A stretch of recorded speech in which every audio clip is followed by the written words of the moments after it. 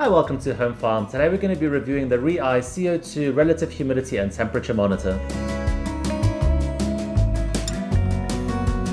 Since moving into this property, we've started to really understand just how important CO2 monitors are. Yeah. In the UK, there's obviously so much emphasis placed on insulation of your properties. And obviously, as you insulate a house, you start to make it more and more airtight. So if you have got a lot of people inside those spaces, or if you've got any log burners, those CO2 levels start to rise. Now, typically CO2 is not really unhealthy towards human health, just at normal levels. So normal levels around the 400 parts per million, which is basically what is in the atmosphere at any given point in time. Up to 1,000, we're okay.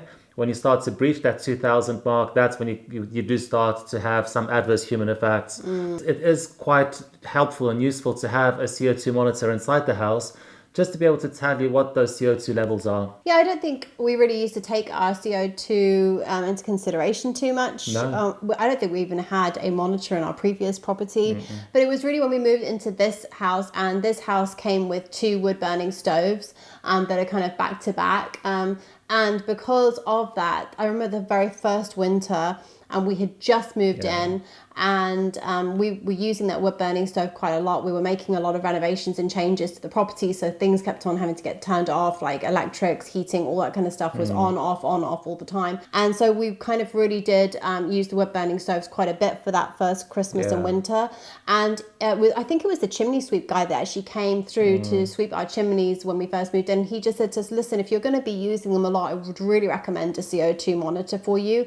And we kind of thought, oh, right, okay, that's interesting. Maybe we should get one of those. And that's when we started to look into it. So I think that definitely, especially if you're living in the countryside or rural, or if you've got a wood burning stove, whether it's an open fire or a closed one, I would definitely think of considering something like this. So what's really nice about having a CO2 monitor that's got a little panel on it that it can actually show you the actual amount of CO2 in the room is quite helpful, because you can actually see when it starts to rise. So even if the CO2 levels are rising and it hasn't actually triggered the alarm yet, you can actually see it. So let's say it hits 800 or 900 and you start to get a bit concerned.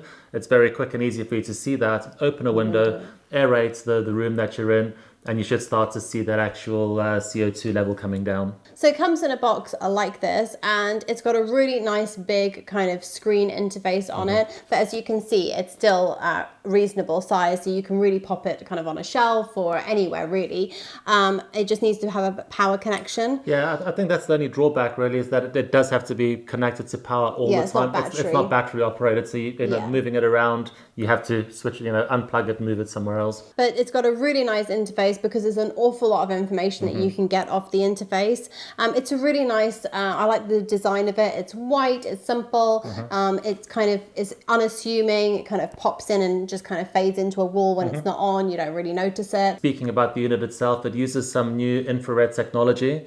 So basically they've developed some new, I don't actually know how you monitor CO2, but it's clearly done by infrared. This has got some new sensor that is supposed to be far more precise than other units that are actually presently on the market. And in addition to that, it also acts as a thermostat, if you like. It actually tells you what the temperature is inside that room. Nice. And it also tells you what the relative humidity is inside that room. Also, what we noticed very early on was that at the bottom of the screen, there's some various kind of settings and displays, and like, for example, temperature, etc.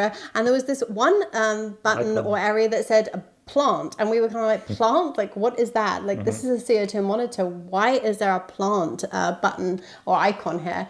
And you checked it out, and you said it's really cool. So for people who are kind of have a lot of plants, maybe they've got a conservatory, a greenhouse, that kind of thing, could be actually a really interesting device to have. And the reason for that is because you don't typically think about these things, but CO2 is something that plants do actually need to thrive and grow. So you actually do want to have slightly elevated CO2 levels inside that greenhouse. Obviously, you don't want it to be toxic for you when you actually go in there.